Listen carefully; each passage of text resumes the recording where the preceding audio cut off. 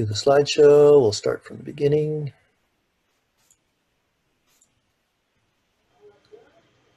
Okay, so everybody see the orange slide, chapter 0? Yes. Yes? Okay, good. So I think this is the most important chapter that I have because I really want you to learn what it means to use your head. You know, it's our basic tool of survival, and hardly anybody ever talks about it. And there's cultural reasons for that, I think, and it's unfortunate.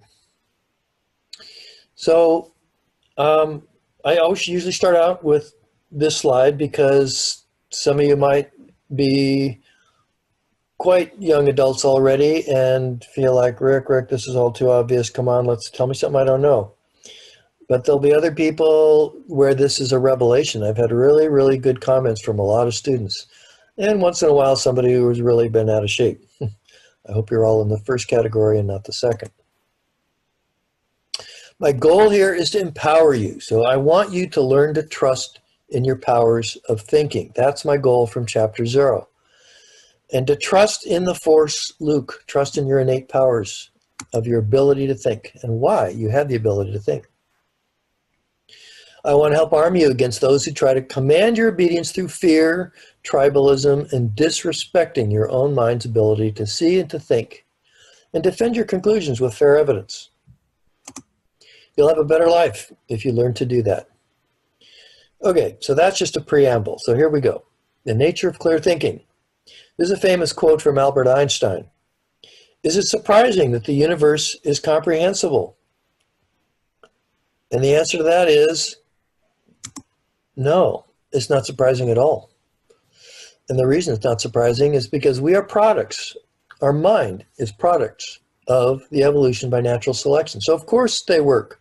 Of course our minds work. If they didn't, we wouldn't be here. Natural selection is really simple. We're not all equally gifted to solve the problems of survival, and those who are better able to survive and thrive tend to leave more descendants. To some extent, they inherit the higher fitness, and therefore they leave more offspring, who then also inherit some of those aspects of this higher fitness. And therefore, favorable traits tend to spread through the population, and unfavorable traits tend to disappear. Our principal trait of survival is our brain. If our brain didn't work, we would not be here. I mean, just think about it. We're just meat on the hoof. We can't run very fast. We don't have any shells to crawl into. We don't have spines. We don't have special camouflage. We can't flick our tongues out like frogs. Life is tough. But we've got one thing no other animal seems to have, and that is the ability for conceptual thinking, for identifying and synthesizing principles from the many disparate things that we see and perceive out there and turn them into the ability to forecast the future and to plan for the future and then make that future as favorable as possible for ourselves. Except, of course, when it comes to climate change, but except for that. So our principal tool of survival is our mind. So how do we know when we've actually understood something? So you may say, well, because it's been proved. Well, how do you know it's been proved? Well, it said right here this was proved. See, there's like the Pythagorean theorem and it's been proved. Well, do you know that it's true? Well, my professor said it was true. Well, how does he know it's true? Well, I don't know. Maybe his professor told him long ago that it was true. And hopefully at some point you'll realize, gee, is that really good enough? Can't there be a whole bunch of false stuff that gets transmitted through generations? And yeah, there can be. So we actually need to be able to think firsthand. We have to be able to digest it ourselves. And nature gave us the ability to do that. The cue that she gives us, I call, and many people call, the light bulb experience. It's the gold standard for a real grasp of reality. It's a biological signal, okay? It's a biological signal. It comes from our brain and is visible on functional MRI scans even. Where that happens in the ACC, the anterior cingulate cortex. It's driven by thousands, tens of thousands of years of evolution.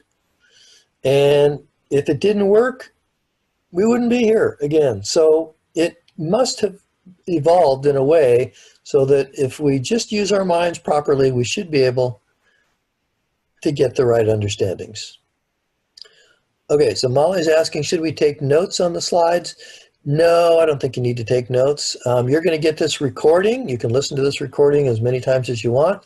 You can look at the PowerPoints as many times as you want. I would not bother to take notes. Don't take notes. Okay, so when does the light bulb go on? The light bulb goes on when new understanding that is before you, when a new fact, a new proposed fact is before you, and it is able to be integrated into previous understandings in a non-contradictory way. So you have this body of non-contradictory, it has to be non-contradictory, knowledge that has already been assembled, hopefully, carefully by you in your mind. And now you've got this new fact that is in front of you, and you're trying to digest it, and you're doing the practiced sort of mental gymnastics, we'll talk a little bit more about, to decide, is this true? So you're telling me X. Is X really true? And you're going inwards and you're thinking, gee, is this true compared to what I understand? Now, if you've been very careful and fastidious in the assembly of the knowledge in your mind, then you'll get a nice clear light bulb, or you'll get a nice clear opposite sensation, which I call a clashing sensation that says, no, this doesn't, this does not fit. To the extent, though, that you don't have a well-assembled, pre-existing in your mind by careful assembly, non-contradictory collection of information, you won't get that clarity. If in fact all you have is a bunch of factoids that have been poured into your head by teachers who actually don't know what they're teaching, and they just memorize some factoids, and in fact maybe they even glare at you when you ask a question because they don't want to be embarrassed by confessing that, you know what, I don't know why that's true. Somebody told me it was true, so I'm just going to accept it as true. They can't even bring themselves to say that. Every time I ask my students, and I'll spare this from you, but every time I ask a classroom full of students, has anybody had teachers who do that to them? Always I get hands that go up, okay? People have had teachers where, you know, they've kind of knocked the curiosity right out of them, you know, by convincing them when they're so young that they don't know any better, that somehow being curious is a bad thing. You know, it makes grown-ups mad at you. But you won't see that around me, okay? You can ask me anything you want. If I don't know the answer, I'll just tell you I don't know, okay? I already have great faith in my ability great faith in my curiosity, my native curiosity. And so if I don't know the answer, I don't take it as a failing. I don't take it as a black mark against me. I'll say, gee, you know, I haven't learned that. I haven't looked into that. I don't know. That's a good question. That's interesting. Maybe I'll assign it to you. I'll give you extra credit if you come up with an answer. And then we'll both be a little bit smarter. Okay, so the capacity for us to do this is called the capacity of reason. It's the art of identifying truths and integrating them into a non-contradictory way that goes with the rest of our knowledge base. So our brain evolved this capacity in the forward part of our gray matter, the forebrain, the cortex, the neocortex. Now, some of you may have had psychology classes and heard great talks and so forth and say, but Rick, we have all kinds of cognitive biases and there's all these pitfalls and our memories get rewritten and rewritten each time we remember, and it's, you know, they've just shown all these, and my answer to that is yes, those biases and pitfalls are indeed out there. So I'm not going to disagree with you on that. But if you know about them, you're already a giant step closer to correcting for them. If you know they can be out there, you can take greater care. If you're worried about the memory of something, well, you know, try and make a recording while it's happening if you know it's important. there's ways, and you can just put a larger error bar, as we say, on the conclusions that you get. If you know that your memory of something, or your conclusion, the glow of your light bulb is a little dimmer than maybe it could have been. Okay, that's another important thing. You want to be careful about assembling a weight of evidence for something. Rarely are you going to be able to put something into a complete binary category. Yes, this is absolutely for sure, no doubt about it. Nobody will ever prove this wrong. Versus, no, this is absolutely wrong. There's no way this could ever be true. Usually, there's levels of gray in between, and as we assemble greater knowledge, we can put them closer to black or white, but often we don't ever quite get there. So why do I say our brains really work? Well, look at this. Look at the progress of science and technology. I mean, how could people make an iPhone if their brains didn't work, okay? If we didn't actually understand stuff as complicated as quantum field theory, which, yes, is needed to properly design an iPhone. If we didn't understand general relativity or modern theory of gravity with warp space-time, and yes, you do need that in order for your GPS to work, okay? Obviously, we're capable of understanding pretty complex things. Here's the thing, though. It all requires energy, and therefore it requires caring. Without caring, you're not going to learn. And the reason is because caring is mental effort, and because it is mental effort, it is energy, and that means, plain old raw calories, energy. Your brain is only 2% of your mass, but it uses 20% of your total food chemical energy. And for most of our existence as a species, getting chemical energy was not so easy. We had to outcompete other animals to climb to the top of that tree because all the low-hanging fruit had already been eaten. And we had to risk life and limb falling out of that tree and breaking our neck. Or we had to run something down and throw a spear at it, okay? So getting food energy was not so easy. It's not like going down to Trader Joe's and, spending a tiny bit of your savings and, buying enough food for a week like we can do today. So we evolved these characteristics of the way we operate that obey this fact that we are optimal foragers. We are parsimonious. We try to be frugal in how we spend our energy. So that has to do with our reward structure, okay? The reward structure that nature has erected for us, of course, to get us to do these things, to get us to care, get us to exert the energy, she has to reward us. It says, here, I'll reward you if you just exert the energy to do these things and think clearly. So I thought about this, and I actually gave a radio talk on this a couple of months ago on a program called Be Bold America with Jill Cody. Great program. I've co-hosted it a few times, and I've been interviewed a few times. And I did give one on this idea, the idea that nature has these systems of reward. There's the short-term system. The short-term system is immediate gratification. So how does nature impel us immediately to engage in the energy consumptive activity of discovering valid knowledge, even before the survival value of that knowledge could take effect? How does she do that? She does it with what we call curiosity. Okay? Everybody who's ever been a little teeny kid knows curiosity. Little kids, they go around and they've got these big eyes and they're just staring at everything and they're just soaking it all in. And their brains are growing even by the second with all of that curiosity. Okay, they want to know what's out there. Why is this person doing that? What is this? What is that? What's the name for this? They're incessantly curious. That's what we love about little kids. It's sad that too many of us, I think, lose that as we grow up, or have it discouraged out of us by poor teaching. Okay, so that's the short-term motivation. What about the medium-term motivation? The medium-term motivation is what we've already talked about. It's the inherently pleasurable experience of the light bulb. Okay, that is an experience of your own personal power, your personal power to understand the world around you. It feels good to feel like, yeah, I can actually understand stuff. Your feeling of self-confidence grows up. The level of your ambition goes up a little teeny bit more. The level of the friends that you want to attract around you goes up. You want to be around smarter people. You want to be around people who are better than you, even in important ways, so that you can learn from them. Because now you have confidence, you're beginning to get confidence from this medium-term reward that you actually can succeed.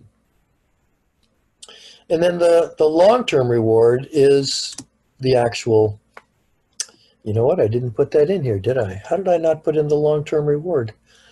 Well, I guess I did in just this one sentence, but the long-term reward is successful coping, okay? So actually using that knowledge in becoming not just a happier person, but a more efficacious person, a more successful person, you know, with longer life and better odds of winning that special mate that's going to carry on your genes and so forth, okay? That's the long-term reward. But that might take a while, okay, before it really plays out. So nature's got to reward you all along the way. Got to give you some little breadcrumbs to lead you on the path to a good life. So what's important in doing all of this is what I call the desire for clarity. I've never seen any person who has that more than Richard Feynman, who is a Nobel Prize-winning physicist. He died, unfortunately, back in 1986 or 1988. But there's still plenty of YouTubes of him lecturing. He's probably widely acknowledged by most scientists, I think, is probably the greatest communicator of science, the greatest teacher, basically, that we have had. And so I'd highly recommend any of his lectures. Boy, he's got a whole series on, why can't I remember the name? Lectures on Physics. I think it's just called Lectures on Physics. So he was a professor at Caltech for many years, and his lectures on physics are really, really great. He had that, okay? He had that right from the get-go.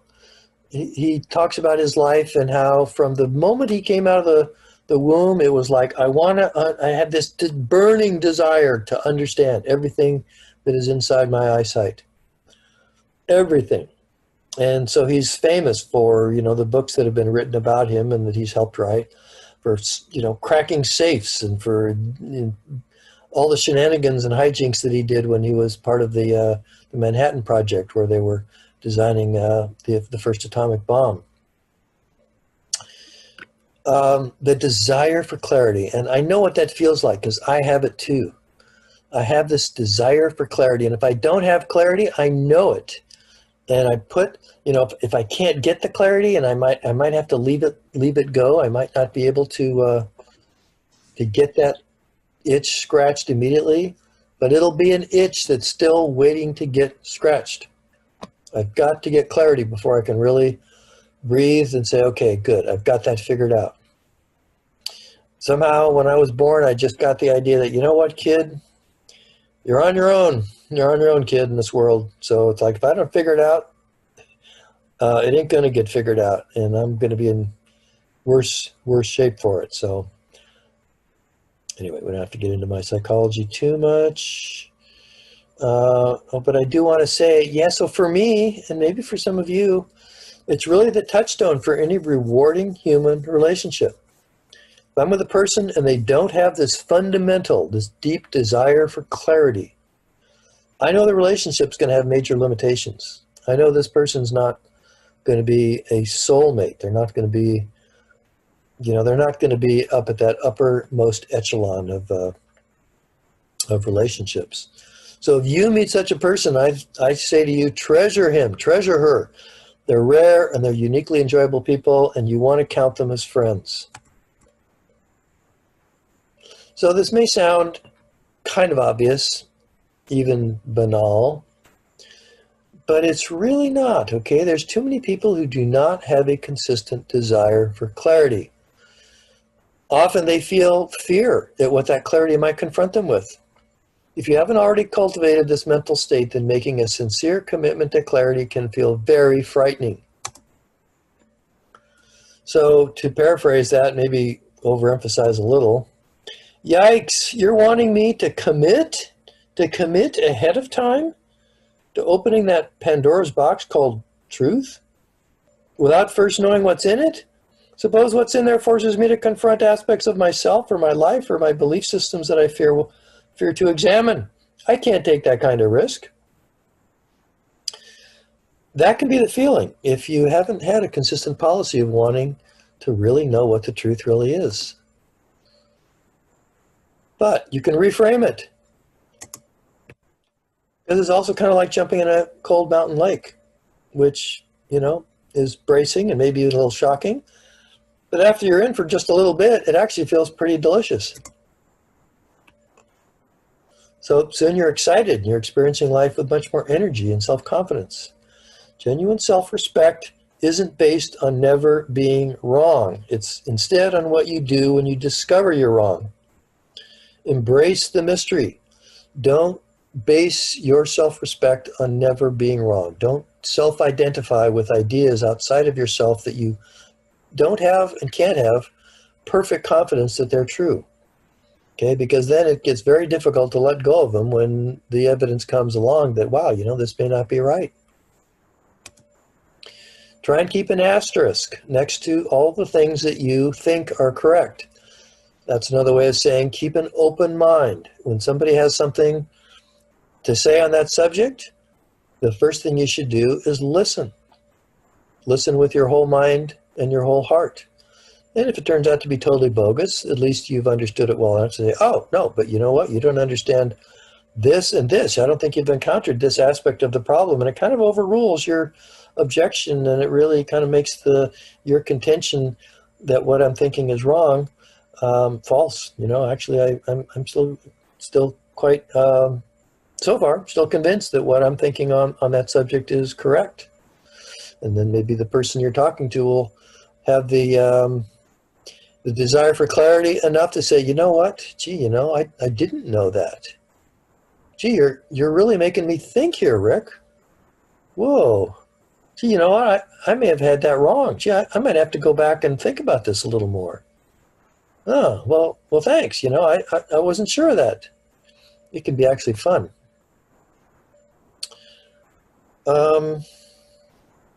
Yeah, wanting clarity of understanding, wanting to know the truth. That should be your number one priority. It's even a question somewhere in my test bank. Okay, what is the top takeaway from chapter 0? Of all your priorities in your psychology, I say the most important one to adopt is, I just want to know what the truth is. Doesn't mean that you're going to be able to get there. Doesn't mean that it's easy to find the truth. Mostly it's not. But if you have that as a genuine, sincere desire, it kind of keeps you from over self-identifying with ideas that actually don't pass muster. So how do you actually do this? How do you really grasp understanding? So I've thought about that, and the best way I can describe it is it's kind of like juggling. So you have this narrow spotlight called your attention, and your attention is focused, and it's a spotlight. And you can put that spotlight both on the inner world, where you have related understandings to what it is that you're now being confronted with, and then you can put that on the outer world and this new fact that you're seeing, and you can put them both into the spotlight at the same time, and you kind of like let them kind of mingle and hang together. You might even visualize it in some way, and what you're doing is you're at the same time as that's happening, you're kind of silently asking your mind, does this fit? Does this work? Can this work with what I already think I know on this subject? And if you really have a mind already that is all of a piece and well integrated, then you'll get a strong sensation. You'll either get a light bulb that says, yes, this fits. Yeah, this fits. I think this really is a new fact I can, temporarily or tentatively count on. I'm going to add this to my knowledge base. Or you might get a feeling, yeah, no. Either this new thing is wrong, or else what I thought I knew, that's wrong. Then you have to think about a little more. I mean, maybe the person who's presenting you with this new knowledge actually has some pretty good evidence, pretty good logic that had never occurred to you before. And then maybe you might have to say, gee, I actually thought I had that figured out, but you know what? I don't think I did. Gee, I'm going to have to change myself around on that. Yeah, so you get the light bulb or you get the clashing feeling. But it does take energy to do that. It takes caring, it takes willpower, and the desire to do so. It won't happen just like falling off a log. It does take focus. And that's why at a certain point, especially late at night, you know, you can get to a point where I can't think anymore, Rick. I get that way too. Totally understand. And then just a note here, IQ. So we've long since kind of abandoned the idea that somebody has a fixed IQ. Your intelligence is really a very fluid thing in the same way that the strength of your biceps is a fluid thing. And your biceps can be stronger if you do curls with, dumbbells, or they can get really weak because all you do is, lay on the couch and watch TV all day. Okay? So it's a matter of using it or losing it. Your IQ can go up if you learn how to use your mind properly and you actively do it.